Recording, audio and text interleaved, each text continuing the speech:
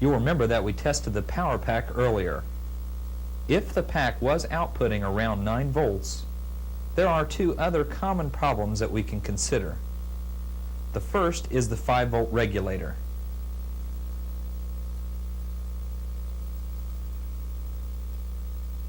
It's located next to the RF modulator. The regulator is here.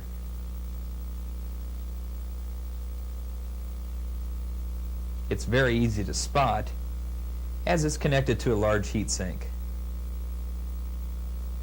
If this regulator fails, power will be lost. Replacing the regulator is simple. First, remove the small screw at the top. Then, desolder the legs and replace it with a new one.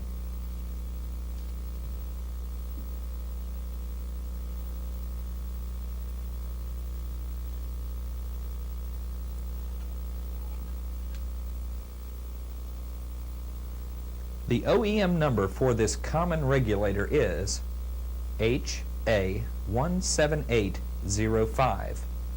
It's a 5-volt regulator, and it's available through most electronic distributors at a very nominal cost.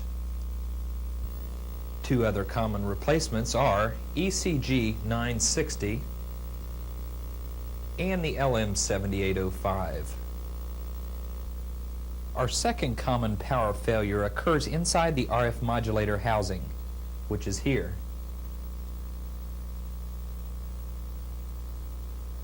For this inspection, the modulator needs to be removed.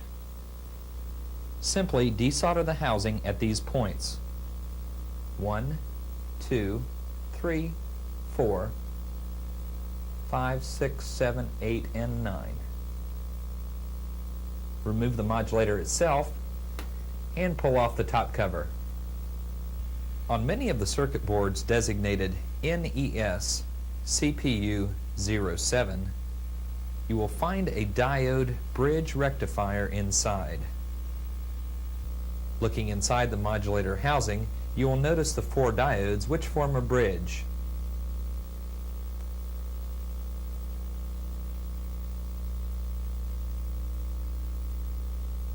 They convert the 9 volts AC from the power pack to 9 volts DC. These diodes can frequently overheat and burn out. Test these with a meter. These diodes can be replaced with most any common power diode. We recommend a rating of 1.5 amp or higher. Simply desolder on the opposite side and replace it, taking note of polarity. On many main boards designated NES CPU 06, you will find a different type of rectifier. You'll notice this is not 4 diodes, but an enclosed bridge. Its OEM number is BA20. It'll cross to an ECG 5314 and is commonly available through many electronic part distributors. Now looking at the opposite side of the board, you can see the 4 spots to desolder. One is here, here, here, and the last here. Once again, observe polarity when replacing. The final Nintendo failure that we are going to discuss is the RF modulator. We have just shown you how to remove it to access the bridge rectifier.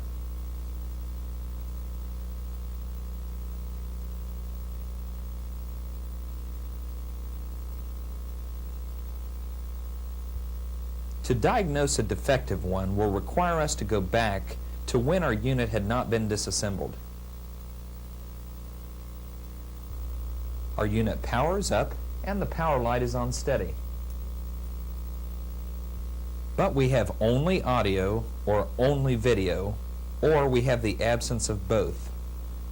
Our TV is hooked up to the RF out on the NES, and our TV is on channel 3 or 4. To determine if it is in fact the modulator, we will have to try a different setup. Using a monitor type TV, hook up the individual or composite signals from the NES to the video and audio in on the TV.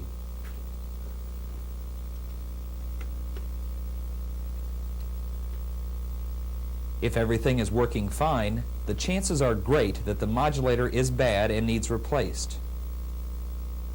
Resolder in a new one in the same fashion that you removed it. This should correct your problem. Let's now have a look at reassembly. Step number 1 in reassembly is to replace the bottom shield.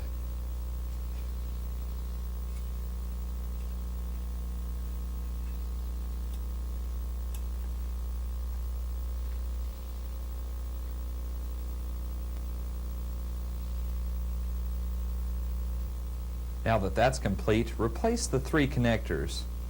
1, 2, and 3.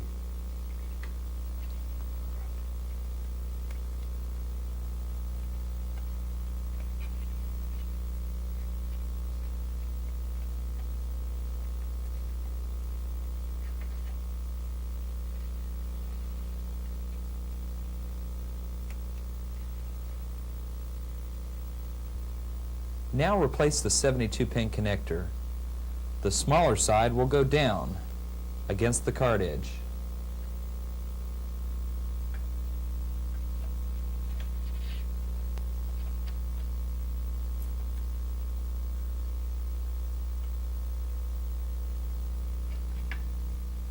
Now slide the cassette or cartridge holder into place.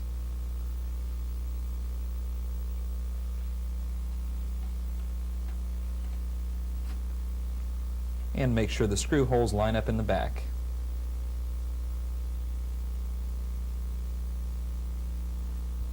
We'll now reseat the entire assembly into the bottom half of the Nintendo case.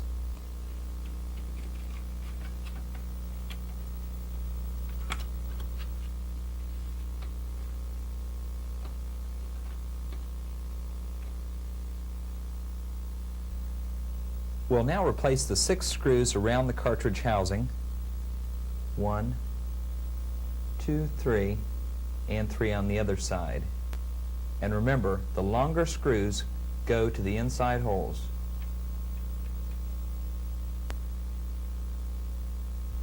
Next, replace the 2 screws by the RF modulator. 1 here, and 1 here. The upper shield can now be replaced, followed by the 7 screws that held it into place.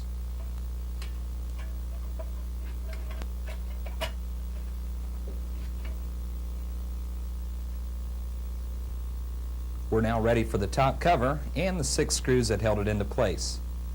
Be sure that you do not pinch any wires when replacing the cover.